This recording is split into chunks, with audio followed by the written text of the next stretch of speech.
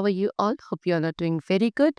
Today, students, we are going to start our sixth chapter of class 8, which is about tables and links. Okay, chale. So first of all, we are having the topic, which is about HTML tables. See, the HTML tables allow web authors to arrange data like text, images, links, other tables, etc. into rows and columns of cell. The HTML tables are created using the table tag, and in which the tr tag is used to create table rows and td tag is used to create data columns or cell. So what they're saying is HTML tables क्या होती है basically students? HTML tables के through web authors अपने data को like text, images, links, other table से किसी भी data को rows and column format of cells में चेंज कर सकते हैं. ओके, अब HTML टेबल्स को हम टेबल टैग का यूज करके क्रिएट करते हैं, जिसमें टी टैग यूज किया जाता है टेबल रोज बनाने के लिए एंड टीडी टैग बनाया जाता है क्या, डेटा कॉलम या सेल्स को बनाने के लिए. Okay, see they have given an example of how we are going to create a table. Now see here border is an attribute of table tag. यहाँ पे जो बॉर्डर है वो क्या है, आपका एट्रीब्यूट है टेबल टैग का एंड इसका यूज किया जाता है क्या करने के लिए, सेल्स के अक्रॉस चारों तरफ बॉर्डर पुट करने के लिए. If you do not need a border then you can use border equals to 0. अगर आपको बॉर्डर की रिक्वायरमेंट नहीं है तो आप उसकी वैल्यू 0 ले सकते हैं. ओके, चलो next topic is table heading. Table can be defined using TH tag. Table को हम TH टैग के थ्रू डिफाइन कर सकते हैं. ये टैग का क्या होगा, this tag will be put to replace TD tag. Okay, TD tag जो था उसको रिप्लेस करने के लिए इस टैग का यूज किया जाएगा, जिसके थ्रू हम एक्चुअल डेटा सेल को रिप्रेजेंट करते थे. So normally you will put your top row as table heading as shown below, otherwise you can use TH element in any row. So normally आप अपने top row को as a table heading use करेंगे as shown on the other page. Otherwise आप TH element का ही use करेंगे किसी भी रो में. Okay, like this they have shown you. Otherwise we are going to use TH tag. Now next is cell padding and cell spacing attribute. See, there are two attributes. दो attributes होते हैं. Number one is cell padding and the other is cell spacing. इन दोनों का हम use करते हैं क्या, जो हमारी टेबल सेल्स में वाइट स्पेस होता है उसको एडजस्ट करने के लिए भी यूज दीज टू एट्रीब्यूट्स. तो सेल स्पेसिंग एट्रीब्यूट डिफाइन करता है width of the border. Border की विड्थ कितनी होगी उसके लिए हम सेल स्पेसिंग एट्रीब्यूट को यूज करते हैं. एंड सेल पैडिंग हमारा जो डिस्टेंस होता है सेल बॉर्डर्स के बीच में and the content within a cell, for that we use cell padding. Okay, see they have used the cell padding and cell spacing attribute. Next we come to col span and row span attributes. So ये col span attribute का use किया जाता है जब हमें कोई भी दो या दो से ज्यादा कॉलम्स को मर्ज करना होता है into a single column, then we are going to use col span attribute. और in the similar way we will use row span. Row span भी यूज करेंगे when we have to merge two or more rows. Okay, see like this they have given an example for that also. So this will produce the following result. Now next is tables background. So if you want we can set table backgrounds also. table के backgrounds को भी आप set कर सकते हो किसी भी दो वे में से एक का यूज करके. The first is BG color attribute. So इसका यूज किया जाता है background color को set करने के लिए either for whole table or for just one cell. Okay, and the other is background attribute. इसको यूज किया जाता है क्या, किसी भी background image को set करने के लिए for the whole table or for just one cell. So you can also set border color also using border color attribute. border color attribute का यूज करके भी हम अपने border का color set कर सकते हैं. Okay, example they have given you and the output will be like this. Okay, now next here is an example of using background attribute. अब यहाँ पे आपका background attribute का यूज किया गया है. That means we will use an image available in images directory. So यहाँ पे हम एक image जो हमारी already images directory में saved है उसी को हम यूज करने वाले हैं somewhat like this. Okay, so ये इस कोडिंग का यूज करके आपको रिजल्ट मिलेगा would be like this. Okay, यहाँ पे जो बैकग्राउंड इमेज है it will not apply to table header. Table header पे अप्लाई नहीं हुई है. ठीक है, now next is table height and width. So if you want आप क्या कर सकते हैं, अपनी टेबल विड्थ एंड हाइट को भी सेट कर सकें विड्थ एंड हाइट एट्रीब्यूट्स का यूज करके. So basically you can specify table width. आप टेबल के विड्थ को स्पेसिफाई कर सकते हो या हाइट को स्पेसिफाई कर सकते हो इन टर्म्स ऑफ पिक्सल या फिर in terms of percentage which is available of screen area. For that you are going to use the coding like this. Next is table caption. The caption tag कैसे serve करता है? As a title या explanation for the table, and where it is shown at the top of the table. Okay, this tag is deprecated in newer version of HTML or XHTML. Okay, example like this. Okay, and for that the result will be produced somewhat like this. Now next we come to table header, body and footer. So tables को आप 3 portions में divide कर सकते हो, that is a header, a body and a footer.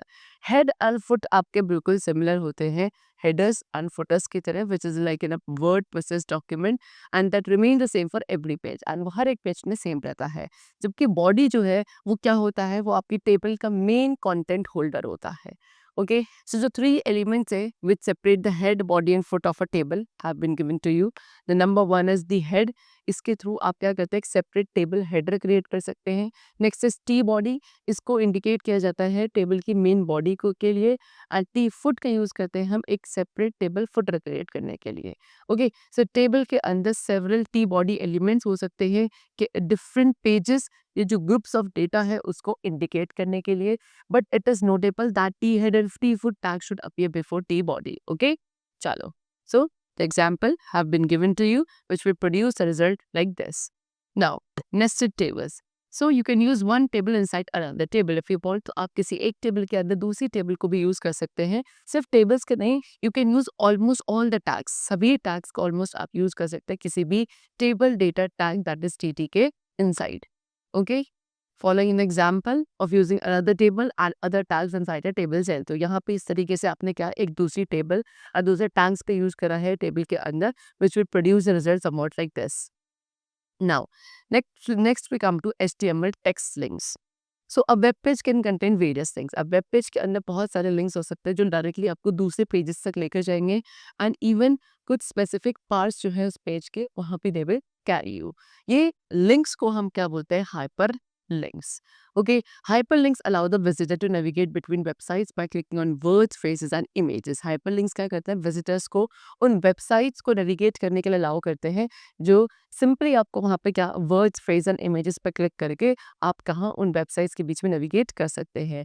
और इस तरीके से आप hyperlinks create कर सकते हैं text या images का use which is available on your web page.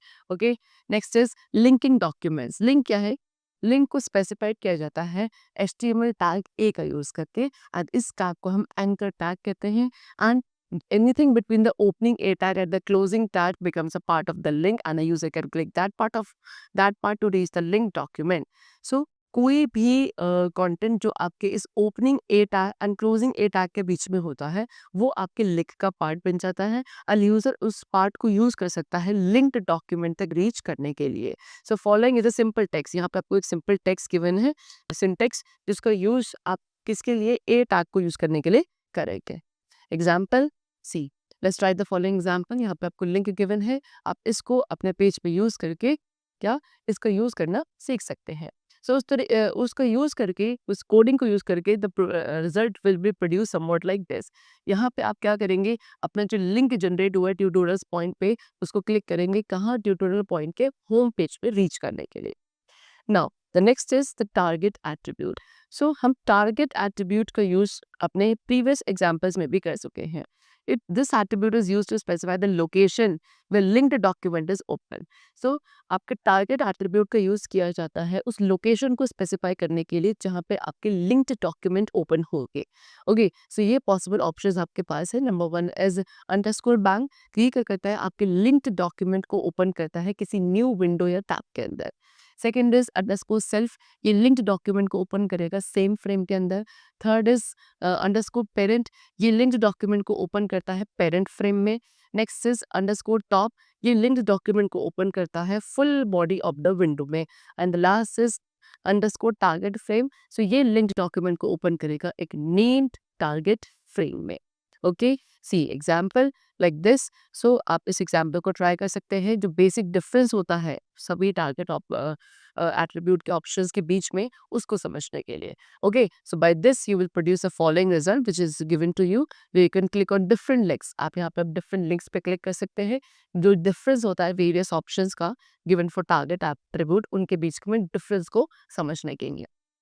Now, next is use of base paths. So when you link HTML documents related to the same website, it is not required to give a complete URL for every link. So जब आप किसी HTML document को link करते हो किसी related same website के साथ, सो ये ज़रूरी नहीं है कि आपको पूरी कंप्लीट यूआरएल देने की ज़रूरत होती है हर एक लिंक के लिए। ओके, आप you can get rid of it, use base tag. आप बेस टैग का यूज़ करके भी अपने HTML डॉक्यूमेंट हेडर में इससे क्या कर सकते हैं, रिमूव कर सकते हैं। सो बेसिकली ये टैग का यूज़ किया जाता है एक बेस पाथ देने के लिए फॉर ऑल द लिंक्स, है ना। So your browser will concatenate given relative path. तो आपका जो ब्राउजर है वो क्या करेगा, उसी रिलेटिव पाथ को कॉन्केटिनेट करेगा किसके साथ, इस बेस पाथ के साथ, and then it will make a complete URL। Okay, example, following example given है जिसमें आपको बेस टैग का यूज किया जा रहा है बेस URL को स्पेसिफाई करने के लिए, and then we can use relative path also to all the links instead of giving complete URL for every link. Next, this will produce a following result. So उससे आपका क्या, ये result आपको मिलेगा जहाँ पे आप जो लिंक जनरेट हुई है HTML ट्यूटोरियल के अंदर, आप उस पर क्लिक करेंगे to reach the HTML tutorial site. Okay, so ये आपको गिवन है, तो इसको आप कंसिडर कर सकते हैं somewhat like this. Now next we come to linking to a page section. What you can do, you can create a link also। आप लिंक कर सकते हैं किसी एक पर्टिकुलर सेक्शन के लिए of a given web page, क्या use करके, नेम एट्रीब्यूट का यूज करके। ओके, सो ये एक 2 स्टेप प्रोसेस होता है। पहले आपको एक लिंक क्रिएट करनी होती है उस प्लेस के लिए where you want to reach within a web page, and then आपको उसको नेम करना होता है using a tag as follow. So first of all this, and second step क्या होता है, सेकेंड स्टेप होता है आप उसके लिए एक हाइपर लिंक क्रिएट करोगे उस डॉक्यूमेंट को लिंक करने के लिए, एंड जो प्लेस है उसको भी लिंक करने के लिए where you want to read somewhat like this. So ये क्या प्रोड्यूस करेगा, फॉलोइंग लिंक प्रोड्यूस करेगा जहाँ पे आप क्लिक कर सकते हैं, जो लिंक जनरेट हुआ है, go to the top to reach the top of the HTML text link tutorial. Next is setting link colours. So आप क्या कर सकते हैं, अपने लिंक के कलर्स को भी सेट कर सकते हैं, एक्टिव लिंक्स या विजिटेड लिंक्स। ओके, कैसे, link, a link, v link attributes को यूज करके of body tag. Example, save the following in test.html। आप क्या इसको test.html में सेव करेंगे एंड उसको किसी भी वेब ब्राउजर पे ओपन कर सकते हैं to see how link, a link and v link attributes work.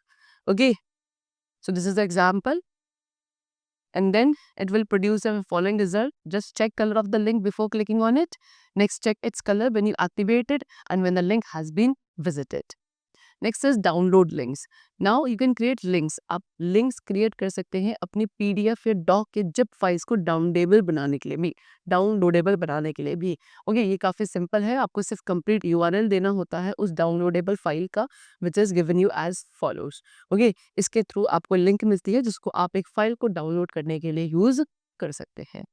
Next is HTML image links. So we have seen how to create hypertext link. अभी हमने देखा कि हम कैसे हाइपरटेक्स्ट लिंक को क्रिएट करते हैं टेक्स्ट का यूज करके, and we have also learned how to use images, कैसे वेब पेजेस में इमेजेस का यूज किया जाता है, that also we have discuss. अब हम देखेंगे कि कैसे हम इमेजेस को हाइपरलिंक्स क्रिएट करने के लिए यूज कर सकते हैं। Example, it's simple to use an image. बहुत सिंपल है किसी भी एक इमेज को एज अ हाइपरलिंक यूज करना। सिर्फ आपको क्या करना है, एक इमेज को यूज करना है एक हाइपरलिंक के अंदर at the place of text as shown over here. Okay, इसके थ्रू जो रिजल्ट प्रोड्यूस होगा वुड बी लाइक दिस, जहाँ पे आपको इमेजेस पे क्लिक करना है, कहाँ जाने के लिए, होम पेज जो है ट्यूटोरियल पॉइंट का, वहाँ रीच करने के लिए। सो ये सबसे सिंपलेस्ट वे है हाइपरलिंक्स को क्रिएट करने का by using images. Now, next is HTML email links. So, it's not difficult to put an HTML email link. Okay, आपके जो HTML ईमेल लिंक है उसको वेब पेज पर डालना इतना डिफिकल्ट नहीं है, because it can cause unnecessary spamming problem. इससे क्या है, जो अननेसेसरी स्पैमिंग प्रॉब्लम्स है वो हो सकती हैं आपके ईमेल अकाउंट के साथ, बिकॉज बहुत तरह से लोग हैं जो आपके प्रोग्राम्स को रन करते हैं क्या, किस ईमेल को हार्वेस्ट करने के लिए एंड देन उसको स्पैमिंग पर्पस के लिए यूज करने के लिए, okay, in the various ways.